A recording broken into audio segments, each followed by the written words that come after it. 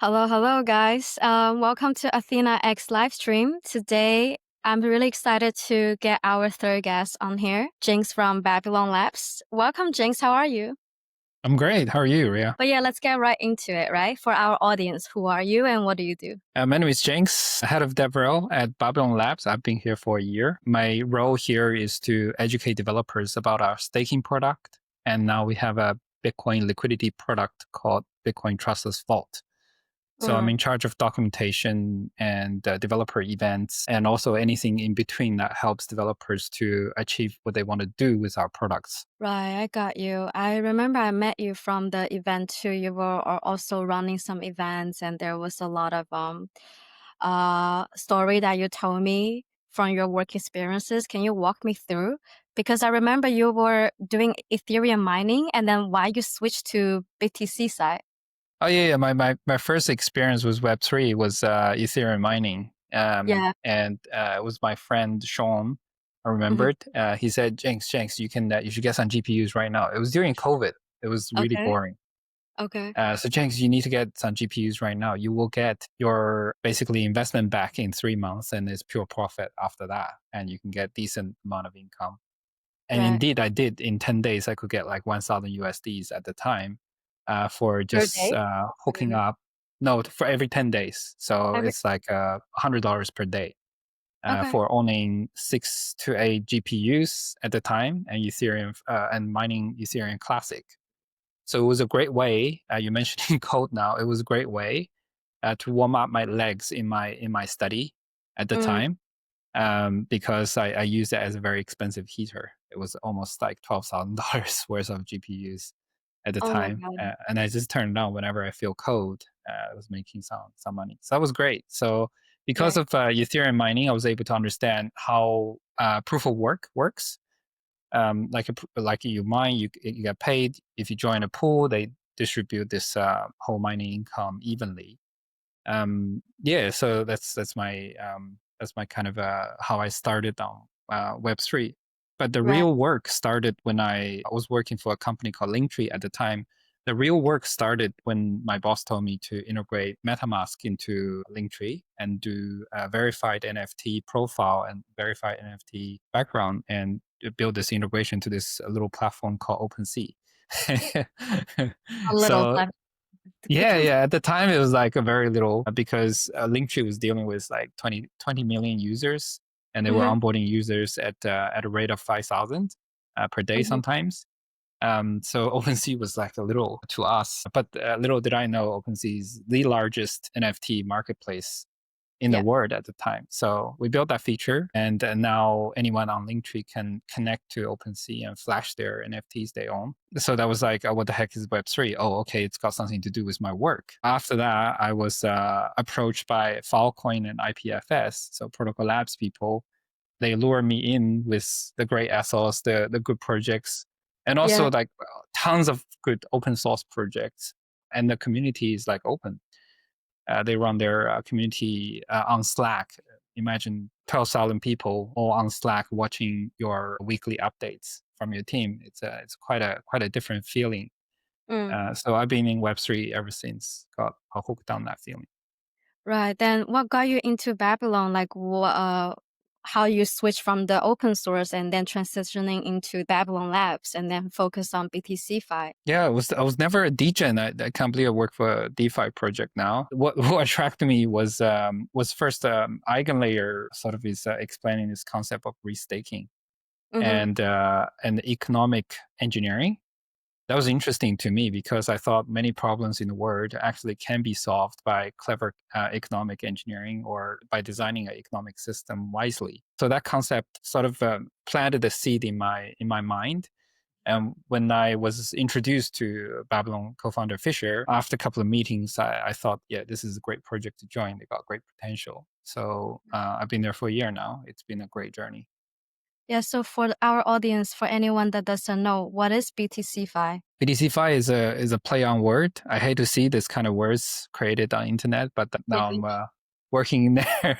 You add a Fi behind it, everything makes sense, right? So social Fi, pay Fi, or whatever. BTC Fi is the concept of bringing BTC into DeFi, which is largely Ethereum based. So yeah, basically making Bitcoin joining DeFi primitives. Mm-hmm. Financial services is quite common in Web2. So a lot of people use financial products and all that, but the same thing does not exist for Bitcoin holders. Right. Yet it has evolved into such a great level on Ethereum and on Solana and all these bigger chains. Babylon is dedicated to make BTC Fi happen or easier. Right. So then let me know more about Babylon, like what it is and what problems you guys are like solving to bring BTC into DeFi world. Yeah, BTC Fi is already happening right now. A lot of Bitcoin holders would like to participate in decentralized finance, but Mm-hmm. right now it's primarily through wrap token, wrap BTC, or bridging. The problem with that is there's some trust assumptions that you have to rely on a project, a group of program, or a centralized custodian with it. Mm-hmm. Babylon is born kind of to create native BTC technology. So people do not have to rely on this trust assumption and have products that are trustless. So Right. Babylon pushed out the staking product for economic security. And now we're working on a trustless Bitcoin vault, which is a liquidity product that is also trustless. When you talk about the wrap BTC, things like that, I heard there was a massive, it was like drama before. Like I saw Coinbase delist a wrap BTC token, and there was a late 2024, I remember, and then a huge trust issue with wrap BTC, and then the Bitcoin holders, they don't like or like scared about bridges and wrappers so much. Can you let me know why? Like, what was the drama? I'm not familiar with that, but I do have a friend who's a big Bitcoin holder in Sydney. He says he pulled out his BTC from this project when he heard Justin Sun went big on this project. So I think Yeah. yeah, people are actually really worried about the safety of their Bitcoin tokens. They might do nothing with it and speculate on the price, but it is a very important asset, and they want to be careful with it. Yeah, I heard that they even have like a lawsuit. I think a little bit. And there were also because of they don't want one person like Justin Sun to hold the custody with huge amount of like the money, even just like a friction of the BTC that will have a lot of trust issues. So people actually don't want anything that's relying on other project, the web BTC, all those no self custody, trustless, no trustless technology. It's quite dangerous, right? Is that what you guys solving right now? To Yes, you mentioned that's about the trustless vaults. Yes, that's right. Yeah. Typically, wrapped tokens have a centralized custodian or smart contracts plus Oracle Yeah. setup. And they also happen to represent very large treasury because of the value of BTC it Mm-hmm. holds. So the risk of depegging is real, and then custodial fails sometimes. You could be holding a wrap token that has no value some reason. Bridging also requires some kind of a trust assumptions. You need to transfer it to a different wallet that might be controlled by a network of computers or some smart contracts, and that has some security implications there.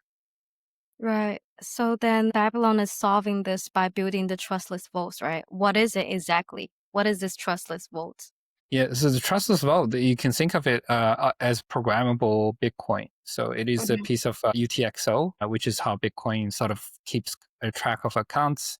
This can be hooked up through the use of like client proofs and ZK Snark to be verified on another blockchain. And you can use this to achieve many things. One of the things is DeFi position over there. Mm-hmm. To simplify it, if I'm a user and Babylon have trustless vaults, what can I do with my Bitcoin now if that's running? Yeah, so we've designed the Trustless Vault for a optimized use case, which is DeFi lending. Lending is like the powerhouse for a lot of DeFi activities over there. So what you can do as a user is send a bunch of Bitcoin transactions on Bitcoin chain and have your BTC token put into a lock state. And once Mm-hmm. it's locked, it can be verified on, for example, Ethereum. And on Ethereum, you can engage a DeFi project to get some lending asset out. So in simple terms, if you have $1 million worth of Bitcoin, you could get perhaps $500,000 of USDC loan out at a certain interest rate. So Okay. if you use this USDC for some DeFi activities, you could get more than the charges or whatever the cost of getting this loan. Then you make a profit. And this is how we kind of turn Bitcoin into useful state while the Bitcoin is still on Bitcoin chain Mm-hmm. without losing control over it. Right. And that's pretty impressive. So then basically why trustless is so important for digital assets, like why it has to be trustless.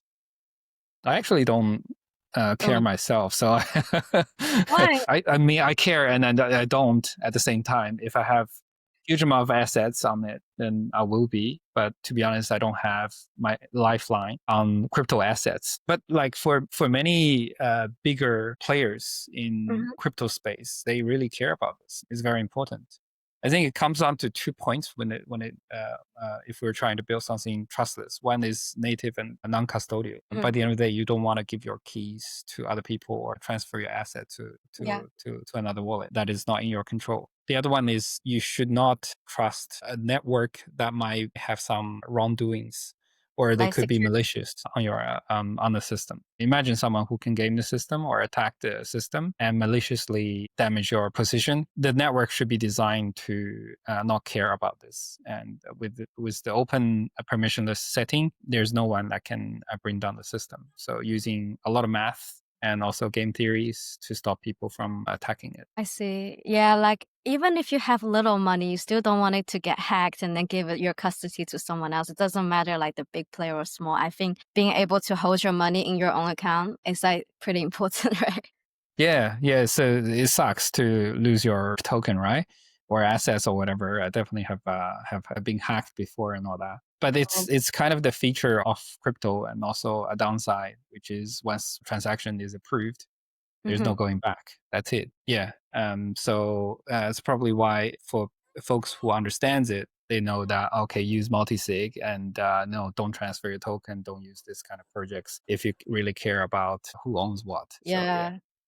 Yeah, I know that you were mentioning Babylon. You guys had the staking protocol before. You guys were famous for the staking one, right? How much money Yeah. is currently staked in Babylon right now? So when I heard that like a Bitcoin restaking or multi-staking at the beginning, I think during my interview, I was like, wow, is this going to take off at all? I was doubting this myself as well. But it shows that really a lot of people care about native protocols that can help them to do useful things that can generate certain reward for them to have a steady API. So we managed to achieve 44,000 BTCs locked still today, and that's roughly about 5.2 billion staked on Babylon multi-staking protocol. Oh, that's Yeah. massive. That's like pretty nice, successful achievement for like a project has been like running and then kind of make your own way out of here and by have a name of like staking, then use Babylon.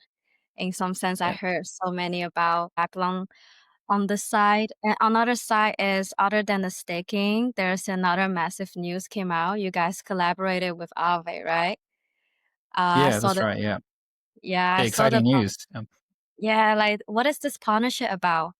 This partnership is about building based on Arve V4. We're going to build integrations that will allow people to create markets on Arve. So those markets can allow people to lock Bitcoin and then get some certain DeFi positions out on Arve markets. It could be a very lucrative strategy that people hope to have that can yield maybe 10-20% of APY. And then that can be used to not only cover the cost of the position, but also make a profit. So in that way, your BTC is not sitting idle. You're not just speculating on the price that will go up for Bitcoin. Your Bitcoin is actually participating in DeFi and making it useful for you and generating some kind of passive income. Aave represents one of the largest DeFi lending platforms out there, and primarily for Ethereum market, there are like wrap token and bridge token participation there. We hope to Yeah. bring native BTC locked position in there for people to use. And the announcement was like just recently, I think a few days ago. Yeah, very Awesome. nice. Congrats, congrats. And I just wonder, like, is that a APY for this lending model? It's better than the old staking product you guys had before. Oh, okay, let's take a look. Yeah, here. So that's our staking portal. I was wrong before. It's not 44,000. It's 55.7 Okay. thousand BTCs, 5.13. Yeah, so the price just went down a little bit than I checked like an hour ago. But yeah, the staking APR right now is floating between 0.04% to 1.18. It's extremely low. That is because right now how staking APY is calculated depends on how many people stake and the price of BTC. So you can imagine the total value of stake BTC divided by how much money we want to share for rewarding these stakers. And I think we have some calculation here. Yeah. So our document engineer Kevin just released this. Yeah. So right now we are sharing 5.5% of the inflation with the stakers. And that includes our native baby token staker and also BTC token staker. We're Mm-hmm. giving the boost for whoever stakes on BTC and also stake on baby together, called a co-staking reward bonus. So that's 2.35%. So if you're just doing the BTC staking, you get 1% of our inflation, which means we'll create 1% more of our total supply of token every year to reward these stakers. So Mm-hmm. that contributes to this low APY because our token is at that price compared to BTC. It's very small. If you do this co-staking, like if you also stake baby and activate your BTC stake at the same time, you could get higher APY. But you can see that this is low. If you put it in your bank right now, you can get a lot more than this. But DeFi strategy actually promised a lot more than this. Okay. We're hoping for BTC to participate DeFi. The Vault participants or people who lock their BTC is able to get a lot better. That's why this, like the Vault, is very much a attractive product for everyone. Right, I see. Thank you for sharing this. So then when the user's gonna expect to be able to do that landing thing with Aave? I don't know yet, but we're engineering is working on the integration. We should have it as soon as it's available. Yeah, things are being built and verified. And like Mm-hmm. our staking product, this is also a product that expected in $1 billion sort of grade, and that requires kind of a serious engineering. Yeah, so other than that, it was just another question in my mind was, you see a lot of BTC projects in the industry, right? Like BitLayer, all that stuff. How does Babylon stands out compared to the other BTC Fi projects?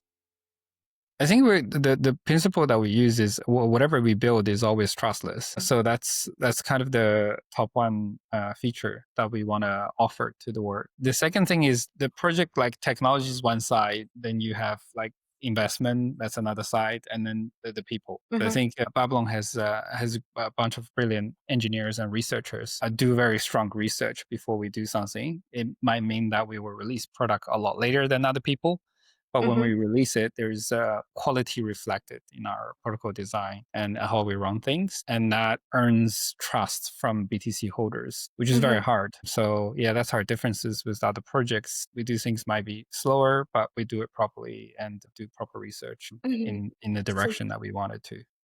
yeah, I think that's really important. Like to actually because a lot of projects just like copying or like this person do this, we do something similar. Like there's a lot of like that. The end result and the offering might be similar to end user, but under the hood, we're trying to do everything natively and consider the safest approach to not have any risks in that regard. Yeah. Yes.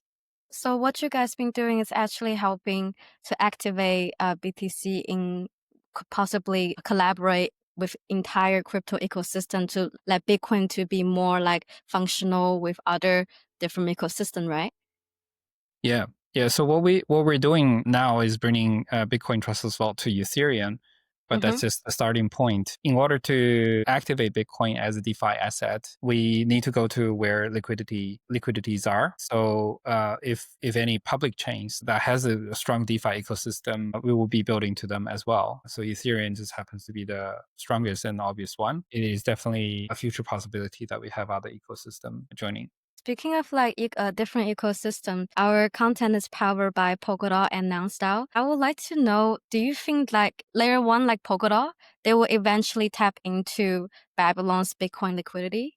Is that gonna be like doable?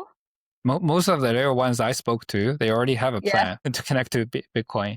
They probably Yeah. have a side chain already synced with Bitcoin that allows sort of liquidity to flow. So I'm not sure about that. And not yet, I think, especially with Babylon. But the Vault integration is quite involved. But once it's built, it requires some effort to integrate the Mhm. Vault product. certain systems needs to be updated, programs needs to be added, and also smart contracts need to be created and audited on destination chain or the target chain. So yeah, it definitely requires quite a bit of planning to do that. So far not, but we're hoping that we can get more public chains. Yeah. Like our multi-staking product, we Yeah. call them Bitcoin supercharged networks. We Mm. were able to line up, I think at some point, 10 different layer one chains commitment to use Oh, it. Yeah. okay. Well, that's pretty nice. But then, so you were saying this, then if I'm a really hardcore Ethereum DeFi person, like why would I care about BTC yields? Yeah, most DeFi people on Ethereum that I spoke to are happy about it. They're fine. Yeah, if they make money, if they're making stable money, they actually don't care about BTC. Most of the Ethereum folks that I talk to don't care Mm-hmm. about BTC. BTC to them is just old technology, but it is a huge asset, most stable. It's like a anchor point for rest of the assets on the market. I think it's because of the POW attribute Mm-hmm. there. It's a very fair distribution of the token compared to proof of stake. Although Yeah. that can be debated greatly by a lot of people. I'm interested to see the comments later. Mm. But yeah, I think for Ethereum people, if they care, a lot of funders care because they always want to access to bigger liquidity. Mm. So Bitcoin acts as a very good reserve and collateral. The size is big enough, so they can do something very interesting there Mm. where they cannot do. So I will imagine for folks like people who are building DeFi treasuries and folks who would like to get into or use their Ethereum experience to build some product at a different scale, they can Yeah. consider BTC Fi. I see. So for like, for example, for Nouns DAO, right? At the treasury level, Nouns treasury is like all in ETH. How could a DAO treasury like Nouns like plug into the BTC yields through Babylon if that's possible? Or would that be helping for treasury to be more like stabilized? You guys should buy some Bitcoin. Yeah. Oh, gee. It's a good price right now. Yeah. Not Yeah. financial advice to the DAO treasurers, but no, sorry, you have to get real BTC to peg in to get Okay. something out. Yeah. So Well, probably not for the treasury part, but treasury strategy, you can consider deploying some there, but then you still have to get some BTC. Yeah, we're a Bitcoin project. right, I see. But do you think that's beneficial to diversify your treasury like that as for a Yeah. DAO? Like, Yeah, I think for anyone out there, and not just Mhm. DAOs, but any people there, diversification is always good. I've learned in life that a lot of things are actually probabilistic. It's like the chances of me talking to you here is probabilistic. Yeah, the world runs on chances a lot of times. Yeah. And sometimes real kind of real abilities or efforts that does not matter. Mm, But yeah, it's same for the investment. You need to have a lot of touch points, otherwise certain things will not happen. I Yeah, so I'm see. trying to diversify my investment to a certain degree. I see. But then, okay, so treasury side's like, not really. But then on the like the user level, can individual nonce holder or DAO members access the BTC yields? We've designed the product to not just be used by institutions. Any person with a compatible Bitcoin wallet and Ethereum wallet can use it.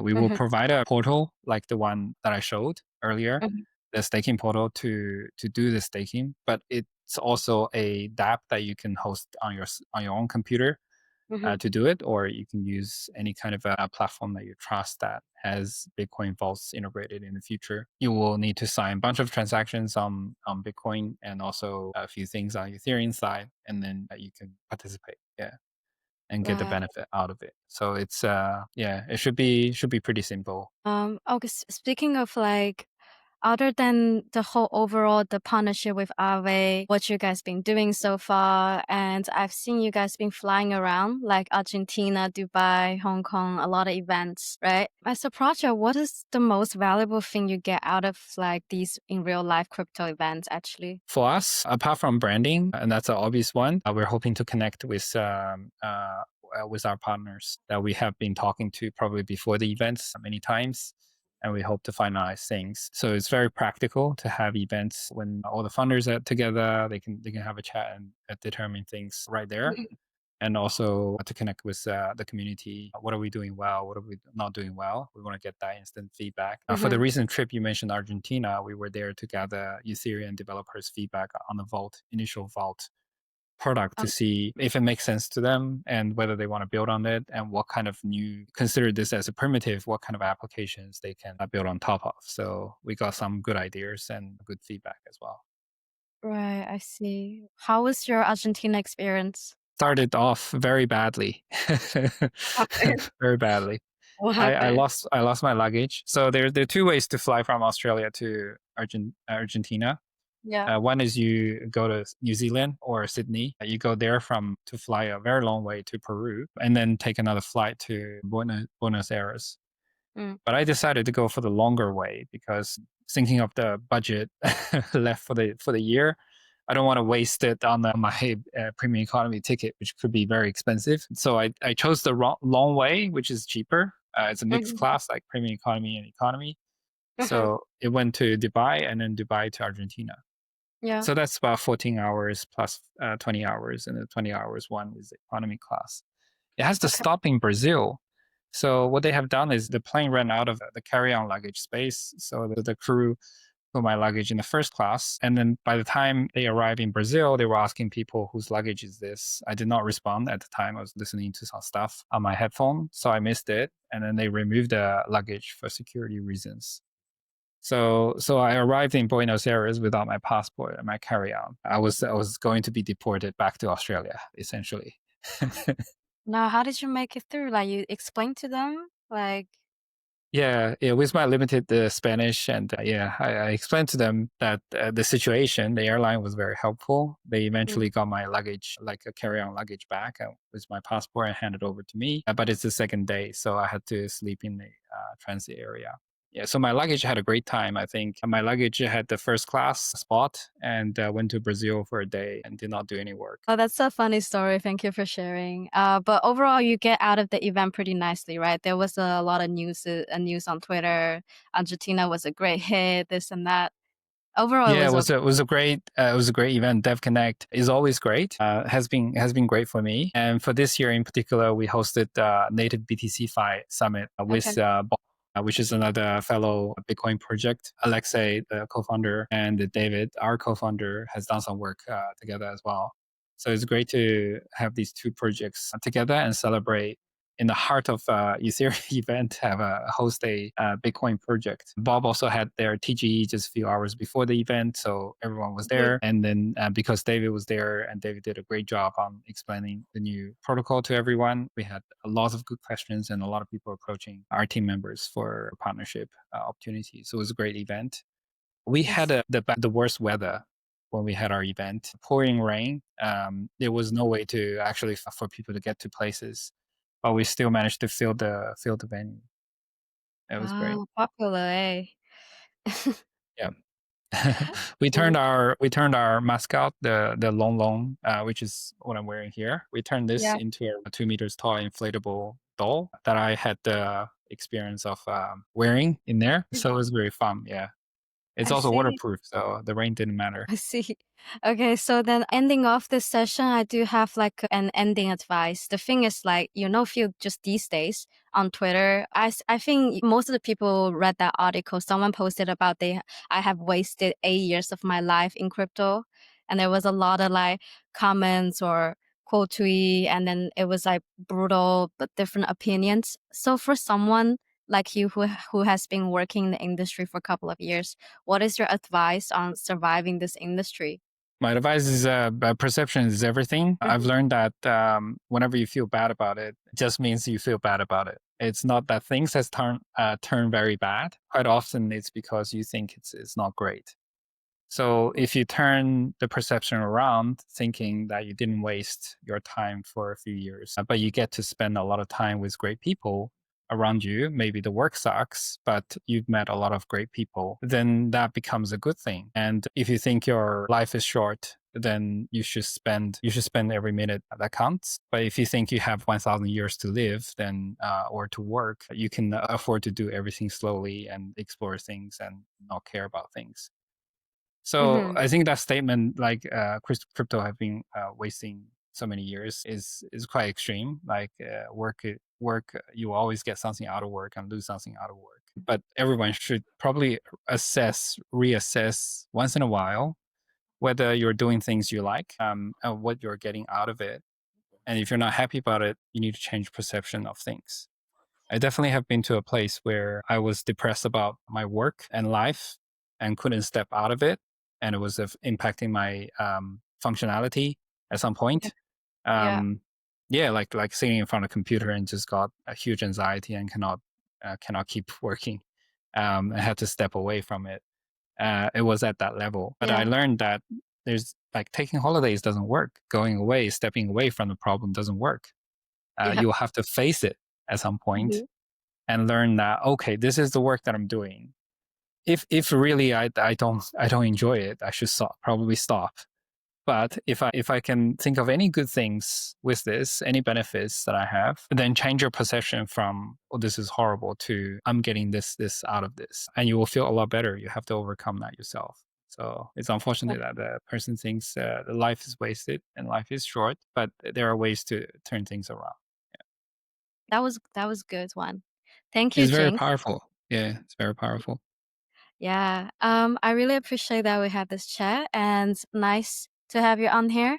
I hope to chat with you again. Thank you for your time today. Speak soon. Thanks. Bye.